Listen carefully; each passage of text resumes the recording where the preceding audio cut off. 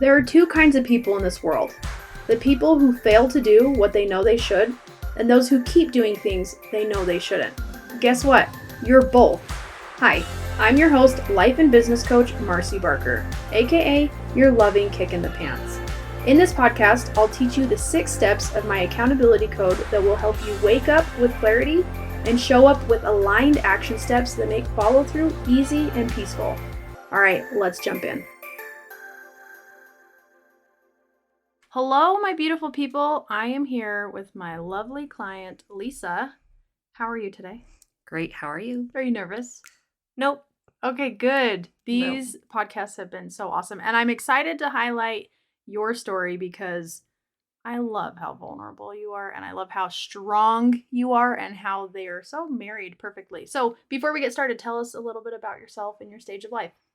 Okay, so my name is Lisa Wayment. I am at the stage of life where I have an 18, 17-year-old. And so I'm dealing with, young adults. And then I also am at the stage where I'm dealing with a 2-year-old and a 10-year-old. So I kind of have both aspects of waking up early in the morning, and then I have going to bed late, making sure that my kids come home and aren't naughty at night. So it's definitely a transitioning period of, helping my older ones get out of the house here in the next couple years and helping my other ones become responsible so that they know what to do once they get to that point themselves. Yeah. What is the hardest part about being in so many stages at the same time?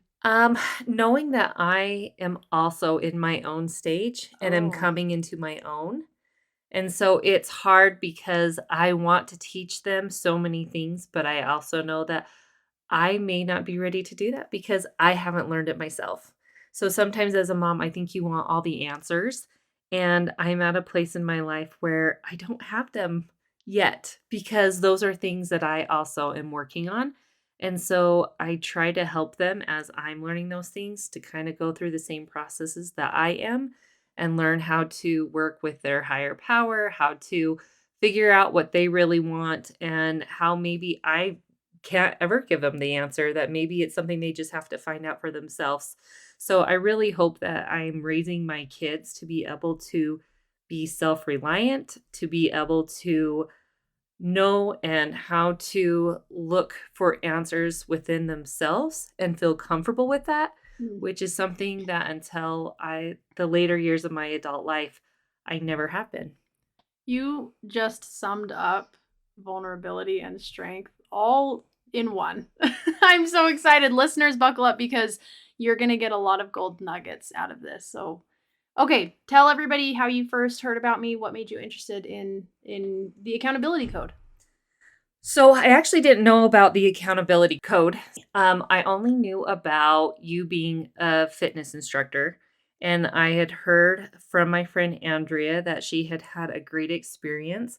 But not only was it the physical part of working out with you that she loved, as you call it now, the kick in the pants that she got and the time that she got to spend with you.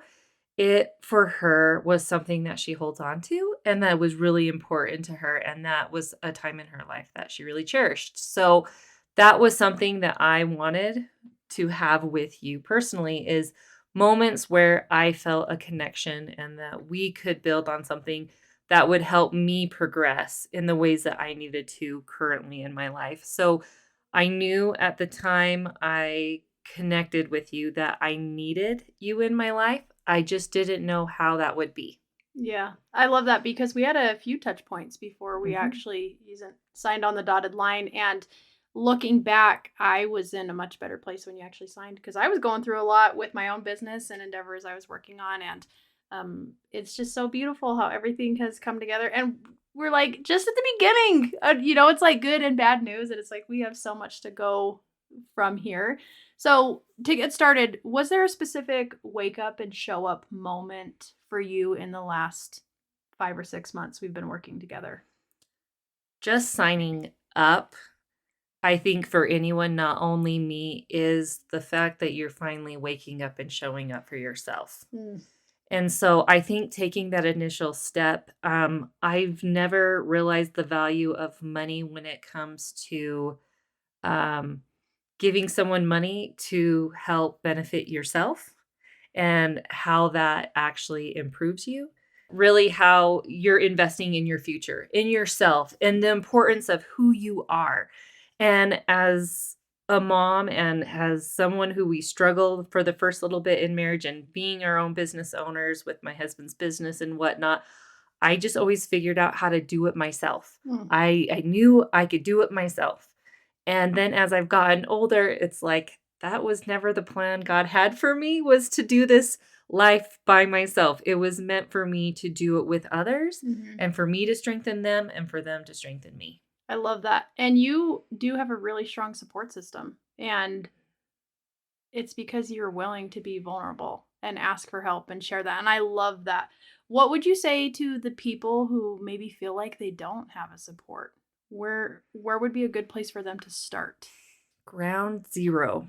Mm. So I had to really look at my life the last little while before I really started making transitions and understand and realize for myself that I wanted to be loved more than I wanted to love myself. Mm. And so when I finally realized that I no longer had to look outside of myself to find what I needed, I started taking the care I needed in order to not only reach my goals, but or look for validation outside that I was worth enough to have these things on my own. So I kind of had to pull back from everyone and all these people that were amazing, but I was like, "Hey, I don't like this about them. I don't like this about them." And I was judging and I was doing all these things and Right. it wasn't that they weren't good people. It was just that I just didn't know. I just knew what I was looking at people and what I didn't want to be, or that those were things in me that were bothering me, seeing it Mhm. in them. And so I finally had to step back and just say, Heavenly Father, I am in a really bad place and I need to know how to do this. I need to set some goals. I need to put my life back in order. And the only way I know how to do that is to trust that you'll put those people in my place. And so I really stepped back. I People came into my life like Andrea and your sister and you and uh, I've had people that I've worked with in other businesses and they've really just come through and they say sometimes that some of your clients are your best friends, Mhm. and it's true that how things just kind of evolve and people are put into your life for a reason. And if you're ready to listen and be there, those relationships can truly be really beautiful. Yes, I love that. So many good points here. When you were talking about, kind of cherry picking of like, I like this about them, I don't like this about them. I was thinking about the analogy of putting together five puzzles. It's like, let me cherry pick all these things, and you're like, it's not working. What's wrong? And you said you had to take a step back and even ask Heavenly Father for help for more clarity. And I love that you were able to do that because a lot of people they fail to take that step back and then it becomes blaming or it becomes poor me, and there's not a whole lot of progress that can happen until we own up to how we're seeing things. The one thing that I learned with that is I was looking for things wrong with others because I felt like there was nothing good within me. Um, And so when I finally stopped looking for the bad in me and started praising the good, it was easy to see the things that maybe weren't their strong suits, weren't the things I needed to point out or look at. I could finally see the good in them and focus on that. And so the relationships that maybe I didn't think I could have, I was able to have because I looked at them differently. mhm. Hey, listeners, the message of waking up and showing up is yours for the taking. In fact, it's free. I've recorded my entire audiobook and I'd love for you to consume it between episodes. Head to marcybarker.com to get instant access to the accountability code Wake Up and Show Up. All right, let's jump back in.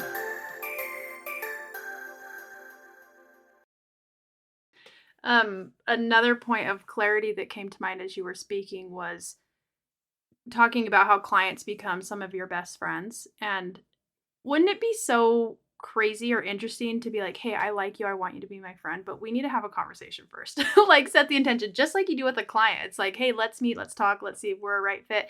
And I think just having an intention for your relationships is very important. And I love your ability to do that, to just not be so, oh, I got to figure out all this and be anxious. And it's like, no, let me chill. Let me take a step back and really see what I need to do. As we were working together, what would you define as a loving kick in the pants? What was something that you're like, Marcy, I don't want to do that, but ultimately you saw the value in following through with what you really wanted? Well, and you pretty much answered your own question for me Okay. because I kind of organically do things. Sometimes I don't move quickly. Mm, Sometimes because I have to have my highs and lows with my decision making before I can kind of level out with that. Sometimes I just need to do it. okay. And so it was like, oh, well, Lisa, you can do this, this, and this. So when are you going to do it? Why haven't you done it? Are we going to talk about this? Where are we going to go next with this? And it was like, whoa, girl, slow down because I need to like catch up to you. But then I realized it wasn't that I necessarily needed to catch up. I just needed to figure out how to prioritize those things Mm, differently. And I didn't have to necessarily take it slow. I just had to break it down into smaller pieces for myself so I could take a little bit of the sandwich, take a little bit of the drink, take a little bit of the veggies, and then kind of feed myself everything at one time, but prioritize it in small pieces instead of looking at it as a whole and get overwhelmed. yes, that is really awesome. And every time I got on a call with you, I was excited because I knew so much growth was going to happen. And what part of your journey do you feel would be helpful for listeners to get a little insight? I've loved how, I mean, there's been some key things that we've talked about when we've done the Zoom calls as a group where it was like, choose your struggle. And it was like, I didn't necessarily choose my struggle. I let everything be a struggle. Hmm. And so once I started realizing I that love that. I could Like sometimes you just want to shake people and it's like this is not a problem. But you don't want to invalidate people, but I love that that clarity came from you listening to you because sometimes we don't want to hear that from other people. And that's where your strength comes from and your vulnerability is matched to be like, no, I'm ready to not let everything be a struggle. yeah, and I had to listen to you and I had to listen to others around me and let that be okay and sit for a second and something someone told me is if something someone else says bothers you, it's either because there's a part truth to it or there's something within you that's fighting something with that. And so I like to sit when people say things that make me upset and say, okay, what is the truth and what is the false within their narrative? Why am I getting angry? What can I learn from it? Because I don't have to take this and be mad at them. I can just take it and say, okay, there is something I can learn. And I don't have to like them after this or anything, but Yeah. I can take what they said and say, okay, I can apply it in this way to myself. And I can love them for sharing something that, you know, I didn't want to hear, but I Impacted needed you. to in some way that helped create some kind of movement in my life. I love that. It's such a mature way of thinking and being. And I love that. You're a great example to me. What would you say was an impactful story from the workbook for you? You know, I am going through so much this last year, and part of my journey has really been learning how to love both the good and bad inside of me and realizing that there's supposed to be conflicting things within us all that we have to resolve, but that both sides of us get to be loved and celebrated and it it's part of why we're here. Mm, And so when I finally accepted that and really started looking at the stories, the things that really helped me the most was the processes for me. mm, So it wasn't necessarily the story, it was the processes that I could put in place that were so clear and concise. And you believed in them. So it made it easy for me to believe in them because I had built trust in you and in what you were doing to be able to then trust that it could possibly work for me. And what didn't work for me, I was okay with tweaking it and making it my own. mhm. Perfect. So, for listeners, if you don't know, my first book is called The Accountability Code Wake Up and Show Up. And that is available for free in audio form on my website, marcybarker.com.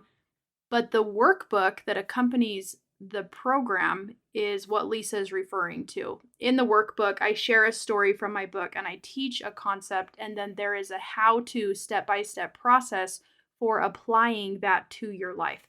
And it really made a lot of magic happen because that's where the implementing comes in.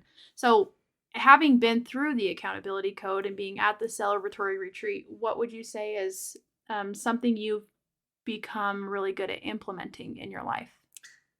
Taking the time for myself every night to actually utilize the resource I had.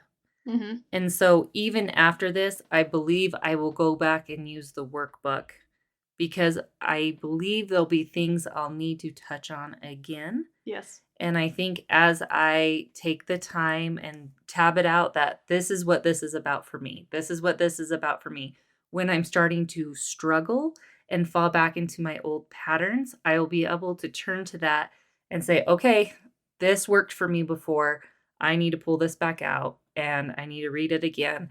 And I need to find my five whys. I need to, take the time and create my vision. I need to figure out what my day is going to look like. I'm putting too much into my day, so I don't have time to breathe. So, how am I going to re implement these things to make me my best self every day? Perfect. I love that. If you listeners at home have the workbook, I have it right here next to us. One of the final things that Lisa and I worked on together was how to use my time well. And there is a page in the book that you can reference that. And that was something that a lot of people in this program really took to heart. So that is on page 426. And Lisa, I just want to thank you for being you. Thank you for being somebody that I loved looking forward to calling and really working through a lot of the trials and struggles we went through, because ultimately you came out on top and you continue to come out on top because you're willing to go there. You're willing to reflect and you're willing to listen and then act. So one final question, what do you feel like your next loving kick in the pants might be? This is kind of dangerous because once you tell me, I'm just going to make you do I it. know you're going to make me do it. I was like, I don't know if I want to tell you right now. I think right now I am getting ready to create a new version of myself that I have never seen before because this year was finding self love and worthiness to have and to move forward in what I wanted in my life. And now it's the next year I want to use to see if what I'm doing in my business or with my family, with everyone, is am I spending my time the way that will best suit me? Mm, Am I creating what I really want? Because I feel like I've gotten to a place in my business where it's become very stable. I I have a great community within the people that I work with, where I do logos and websites, and I have this family there and I love them and I have things I want to do for them to give back to them. And I'm working at implementing some of those things. But I feel that there's going to be something else I'm called to do. I'm preparing myself to be open to shifting, mm, whatever that looks like, and hope that when those people come into my life and say, I think I want you to be a part of this, that I can be really open and look at that situation and say, is this what's going to be best for me? And if it is, say, okay, what do I take away from my life? What do I add to it? How do I mhm. make this work so that I can still be what I need to be? And ultimately, a great wife, a great mom, but also a great me. Yes. Love it. There's so much more to come, and I'm excited just for all of it. And I love you as a person, and I'm grateful for your maturity and your wisdom. And I'm grateful that people got to hear from you because I always benefit when I talk to you. So thank you. I'm sure I've helped you, but you have helped me immensely. So thank you. That's the great thing about relationships, right? Is you if the ones that work the greatest are the ones where you learn the most from each other Mm. and you're willing to take and give from it. And so thank you for all you've done for me and for opening doors for me to see what I can be in the future. You're welcome. Love you. Love you too. Hey friends, I want to thank you for listening to this episode of Your Loving Kick in the Pants. If you got any value out of this episode, I would love for you to drop me a review or share with a friend what you learned. All right, I'll see you next Wednesday for Your Loving Kick in the Pants.